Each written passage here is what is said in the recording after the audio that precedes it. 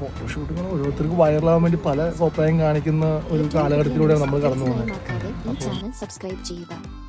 അന്തരിച്ച മിമിക്രി താരം കൊല്ലം സുധിയുടെ ഭാര്യയായ രേണു സുധി സമീപകാലത്തായി സോഷ്യൽ മീഡിയയിൽ രൂക്ഷമായ സൈബർ ആക്രമണത്തിനാണ് ഇരയാകുന്നത്.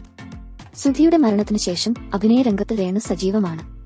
എന്നാൽ രേണുവിന്റെ ചില റീലുകളും വീഡിയോകളും സോഷ്യൽ മീഡിയയിൽ കടുത്ത വിമർശനങ്ങളാണ് നേരിടുന്നത്. അടുത്തിടെ മറ്റൊരു സോഷ്യൽ മീഡിയ താരമായ ദാസേട്ടൻ കോഴിക്കോട് എന്ന ദാസ് കോഴിക്കോടുമൊത്തുള്ള റീലുകൾ പുറത്ത് വന്നതോടെ രേണുവിന് നേരെയുള്ള ആക്രമണം കടുത്തു. ഇത്തവണ കടപ്പുറത്തോ പാർക്കിലോ ഒന്നുമല്ല, നടുറോഡിലാണ് റീൽസ് ചിത്രീകരണം. രേണുവും ദാസേട്ടൻ കോഴിക്കോടും തിരക്കുള്ള റോഡിന് നടുവിൽ ഒരു പ്രണയഗാനത്തിന് ചുവട് വയ്ക്കുന്നതാണ് വീഡിയോയിലുള്ളത്. സമീപത്ത് കൂടി വാഹനങ്ങൾ പോകുന്നത് കാണാം. അതുവഴി ബൈക്കിൽ പോയ രണ്ടുപേര് ഇവരെ ചോദ്യം ചെയ്യുന്നതും വീഡിയോയിൽ കാണാം. ഇതോടെ രണ്ടുപേരും ഡാൻസ് നിർത്തി റോഡിന് അരികിലേക്ക് മാറുകയായിരുന്നു. ഈ വീഡിയോ സോഷ്യൽ മീഡിയയിൽ വൈറലാണ്. പൊതുനിരത്തിലെ ഗതാഗതം തടസ്സപ്പെടുത്തിയും അപകടമുണ്ടാക്കുന്ന തരത്തിലും റീൽസ് ചിത്രീകരണം നടത്തിയതിന് രേണുവിനും ദാസേട്ടൻ കോഴിക്കോടിനും എതിരെ വലിയ വിമർശനമാണ് ഉയരുന്നത്. രേണുവിനും ദാസ് കോഴിക്കോടിനും എതിരെ പരാതി കൊടുക്കണമെന്നും എംഡി കേസെടുക്കണമെന്നും ആളുകൾ വീഡിയോയുടെ കമന്റ് സെക്ഷനിൽ ആവശ്യപ്പെടുന്നുണ്ട്. റീൽസ് ചിത്രീകരണത്തിന് പെർമിഷൻ ഉണ്ടോന്ന് ചെക്ക് ചെയ്യണം, ഇല്ലെങ്കിൽ തീർച്ചയായും കേസ് എടുക്കണം.